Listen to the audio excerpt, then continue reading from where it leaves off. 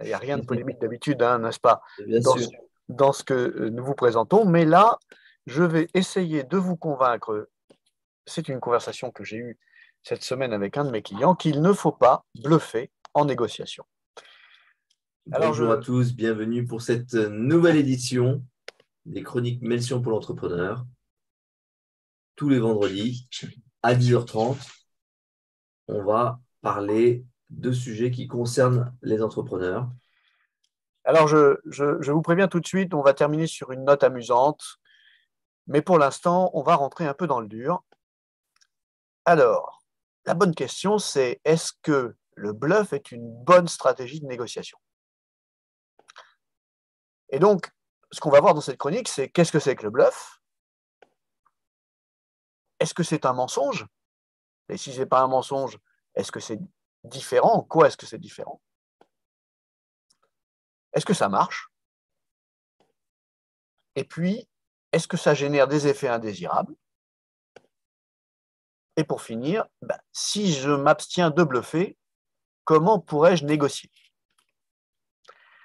Je vous ai mis une citation de Henry Kissinger. Henry Kissinger qui était secrétaire d'État des États-Unis d'Amérique pendant longtemps et quelqu'un de très influent en matière de politique internationale, et qui dit qu'un un bluff pris au sérieux, donc par l'autre partie, est plus utile qu'une menace réelle qui est interprétée comme un bluff. Autrement dit, si on décrypte ce que dit Kissinger, il a l'air de s'autoriser dans les négociations internationales l'usage du bluff en le considérant comme plus utile qu'une alternative. Alors, en matière de négociation, finalement, le bluff, c'est quoi? Eh bien, c'est une attitude ou une action qui cherche à impressionner l'autre en faisant illusion. Le cas classique, c'est lors d'une demande sur le niveau de salaire qu'un collaborateur souhaite, poser la question, quelles sont vos prétentions salariales pour ce poste? Et un très grand nombre de candidats vont vous donner un chiffre supérieur à leurs attentes. Et ils vont faire ça parce qu'ils pensent que dans le cadre de la négociation, il va falloir qu'ils abandonnent quelque chose, et donc on part d'une position de négociation plus élevée. Et donc, on cherche à faire illusion, on cherche à donner un point de repère dans la négociation différent de ce qu'on espère et de ce qu'on escompte avoir en finale. C'est aussi, bien sûr, l'expression d'une position qui est plus favorable que la réalité. Le bluff, il est toujours pour essayer d'obtenir un peu plus. Donc, en fait, c'est une technique qu'on appelle l'ancrage. On cherche à ancrer le partenaire, l'autre partie, dans un cadre qui nous soit plus favorable. Il y a rarement des gens qui bluffent en partant dans une direction qui leur est défavorable. Et enfin, c'est une façon de tester l'autre partie. Lorsqu'on n'a aucune idée du niveau potentiel d'un accord, eh bien, on va chercher cette information et on va de temps en temps utiliser cette technique consistant à affirmer quelque chose dont on n'est pas sûr du tout, mais avec suffisamment d'aplomb pour que la réponse de la partie d'en face dans la négociation nous donne de l'information pour calibrer et chercher finalement les bornes du possible. Alors, est-ce que c'est un mensonge? Eh bien, mon opinion, c'est que la frontière entre le bluff et le mensonge est extrêmement mince. Et que, en réalité, en négociation, il n'y a que deux cas. Dans les deux cas, entre le bluff et le mensonge, on va pervertir la réalité. On va dire quelque chose qu'on sait inexact ou qu'on pense inexact, ou on va affirmer quelque chose qu'on ignore. Et effectivement, est-ce qu'on ne pourrait pas dire que si ça passe, on va appeler ça un bluff, mais si je me fais prendre, c'était un mensonge. C'est une question à laquelle il n'y a pas vraiment de réponse. Chacun peut avoir son opinion sur le sujet, mais de toute façon, c'est intéressant de voir que les définitions dans le dictionnaire, la façon dont en parlent les professionnels de la négociation, montrent bien que la frontière est très fine entre le bluff et le mensonge. Hein. Et donc, j'entends déjà certains d'entre vous penser, oui, donc le bluff, c'est OK, et le mensonge, il ne faut pas. Ce n'est pas ce que je suis en train de dire. Je suis en train de dire qu'on utilise un outil qui est un outil qui est tranchant, et que si on le prend du mauvais côté, on peut se couper les doigts. Alors, est-ce que ça marche? Bien sûr que ça marche. C'est d'ailleurs pour cela qu'on estime que 69%, c'est une étude assez intéressante, 69% des êtres humains mentent en moyenne 2 fois par jour. Alors, mentent ou bluffent en moyenne 2 fois par jour. Hein. Donc, si c'est quelque chose qui, si on en croit cette étude, est aussi répandu, c'est forcément que ça fonctionne. On n'a pas tendance à répéter les processus qui ne marchent pas. Donc, la question, c'est parfois ça marche et puis parfois ça ne marche pas. OK. Donc, du coup, la plupart des gens l'utilisent parce que ça paraît être une solution potentiellement viable qui va donner des effets positifs. Mais en revanche, si le bluff est découvert, eh bien, à ce moment-là, ça génère une perte de confiance. Et cette perte de confiance, si vous voulez, elle a des conséquences. Elle rend votre position de négociation plus difficile. Ah ben alors Patrick, du coup, il suffit de faire en sorte que le bluff marche et on a gagné quelque chose, et d'éviter que le bluff ne fonctionne pas pour ne pas perdre quelque chose. Oui, bravo Einstein.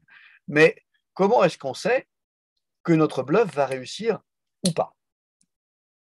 Eh bien, ma suggestion, les amis, c'est de ne pas bluffer. Et voilà mon plaidoyer. Si vous travaillez avec la négociation raisonnée, vous savez qu'une négociation, c'est un problème commun à résoudre. Deux parties, parfois plus, ont des intérêts, ont des positions, ont des croyances et vont se rencontrer pour chercher le bon réglage entre elles. La négociation raisonnée est un outil qui vous aide, à travers des étapes, à amener un peu plus de raison dans ce qui peut être sinon très émotionnel et finalement assez peu facile à mettre en œuvre. Ce que permet le fait de ne pas bluffer aussi, c'est d'être tout à fait à l'aise pour aller découvrir le bluff de vos interlocuteurs. C'est-à-dire de poser les questions qui vont permettre d'objectiver ce qu'on vous annonce et d'essayer de mettre finalement des éléments vérifiables dans vos discussions.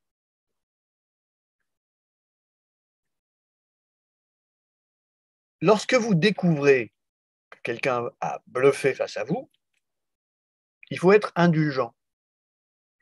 C'est une position morale consistant à dire chacun fait du mieux qu'il peut et parfois, oui, parfois prend un chemin qui n'était pas le bon. Ce n'est pas très grave, ça ne définit pas la personne telle qu'elle est. C'est un mensonge ou un bluff, c'est une tentative, un essai de communication imparfait. Bon, ben voilà, ben on n'est pas été victime de ça, mais pour autant, on n'a pas à juger ou à finalement abandonner toute raison de travailler avec quelqu'un parce qu'il a essayé de bluffer. Ça dépend un petit peu. Pour le mensonge, par exemple, c'est plus compliqué. Hein, quelqu'un qui vous a menti, ça va être difficile de lui garder votre confiance, bien entendu. Mais soyez indulgents, c'est une position générale. Et puis, c'est ça qui est fascinant, c'est que, mon opinion, c'est que si vous êtes vu comme digne de confiance, vous êtes plus fort. Les gens vont avoir envie de chercher un accord avec vous parce qu'ils vont se dire qu'une fois passée la négociation, la personne que vous êtes ne va pas changer, vous serez aussi digne de confiance après la négociation, lorsqu'il s'agira d'exécuter ce que vous avez négocié avec eux. Et donc, en conclusion, et avant la petite minute de récréation qui vient, je vous dirais, que, bien sûr, si vous choisissez d'arrêter de bluffer, vous allez parfois le regretter.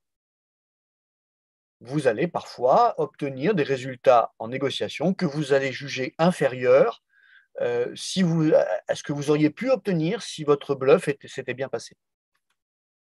Mais sur longue période, en revanche, vous allez développer une réputation favorable.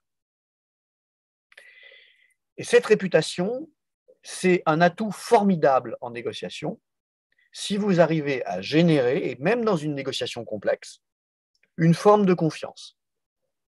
Et je vous renvoie aux travaux de Chris Voss, dont on a déjà parlé lors d'un séminaire Melsion, dans lequel nous avons parlé de son livre qui s'appelle Never Split the Difference, ne coupez pas la poire en deux en français.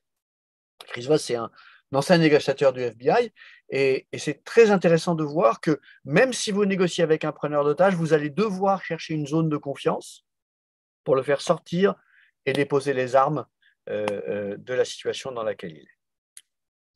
Alors maintenant, je sais bien que la plupart d'entre vous ne seront pas d'accord avec moi. Et il y a un film formidable qui s'appelle La Cité de la Peur, et dans lequel je vais vous passer un petit extrait qui parle de quoi? Bien sûr, qui parle de bluff.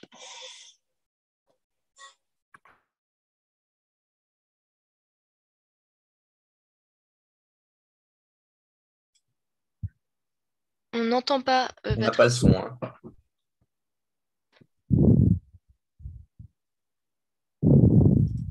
Si tu as coupé ton micro, peut-être que c'est la raison. Non, je crois qu'il faut que quand tu partages ton écran, il faut donner. Partage du son aussi. Ouais, il faut partager le son la aussi. source du son, sinon ça marche pas. Option partage. Non, c'est pas ça. C'est cher. C'est en dessous, il y a partager le son. Il y a une petite. Quand tu cliques sur le bouton partager l'écran, il y a un petit tic à cliquer.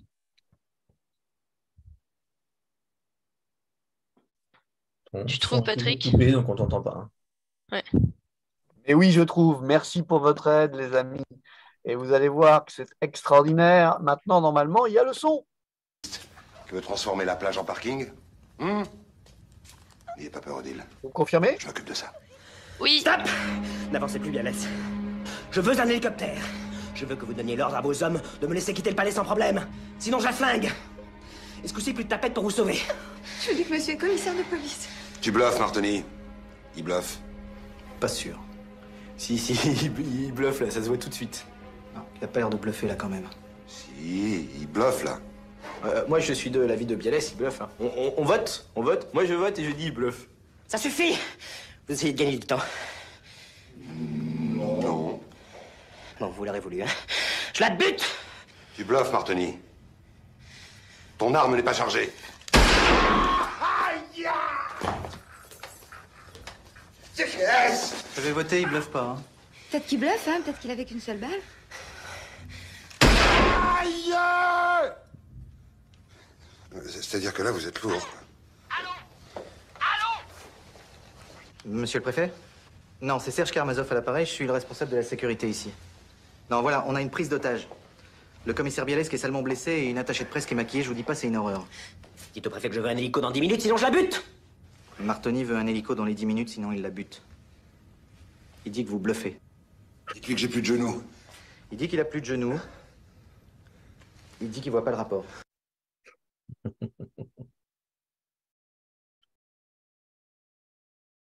Remets ton micro parce que ça va être beaucoup plus intéressant. Dans cette séquence culte, on a tout. On a quelqu'un qui annonce quelque chose.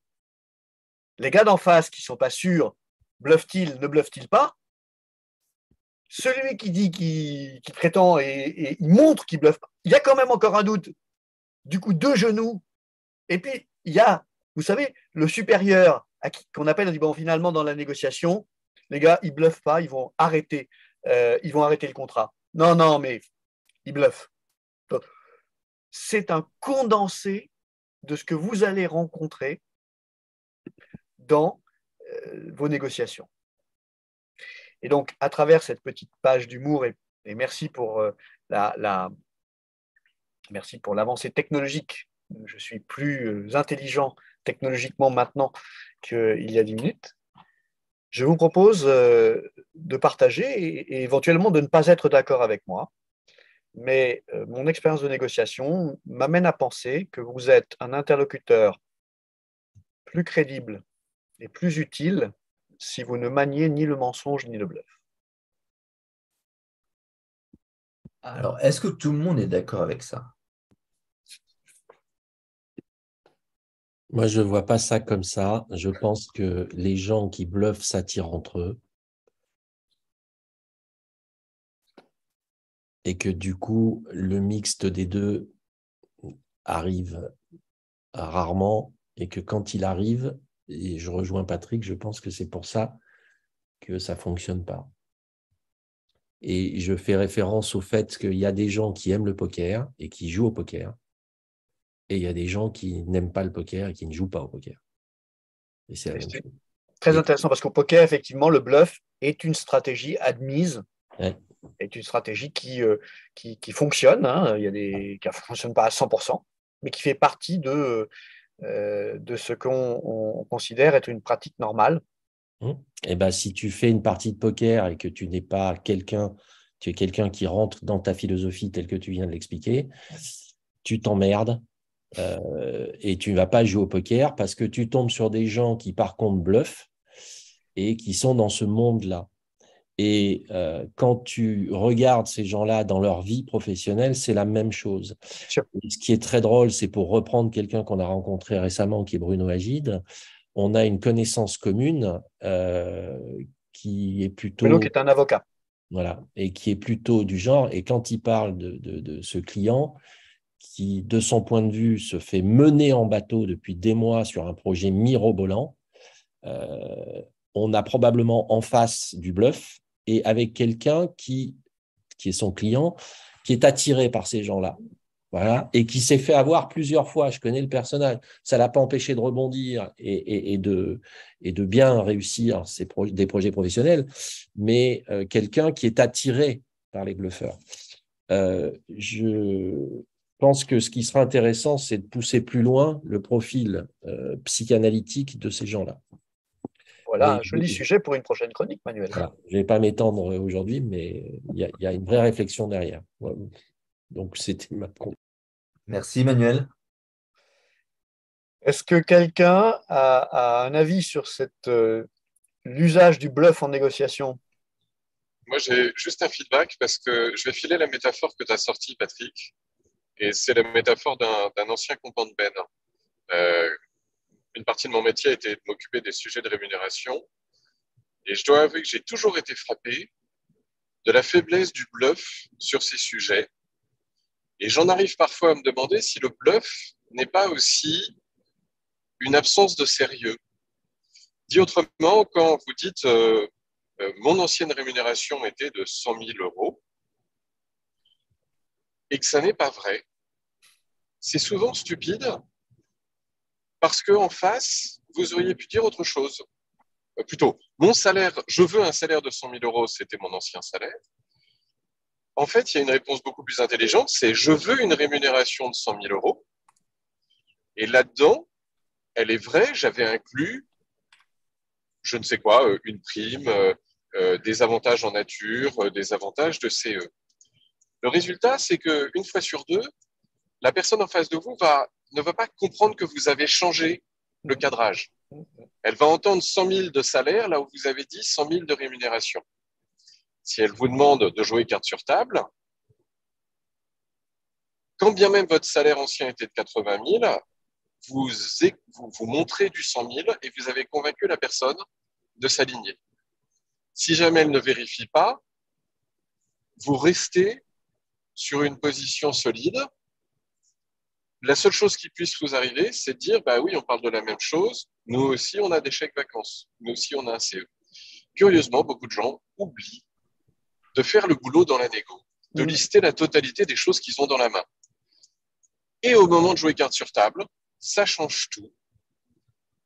Donc, un bout de moi dirait, outre les joueurs de poker qui sont des vrais joueurs, il y a aussi des gens qui ne travaillent pas assez, alors qu'ils auraient les arguments pour être totalement convaincants. Mais ça demande un peu d'agilité. Et de préparation. Et je suis d'accord avec toi qu'il y a plein de gens qui rentrent en négociation sans préparer.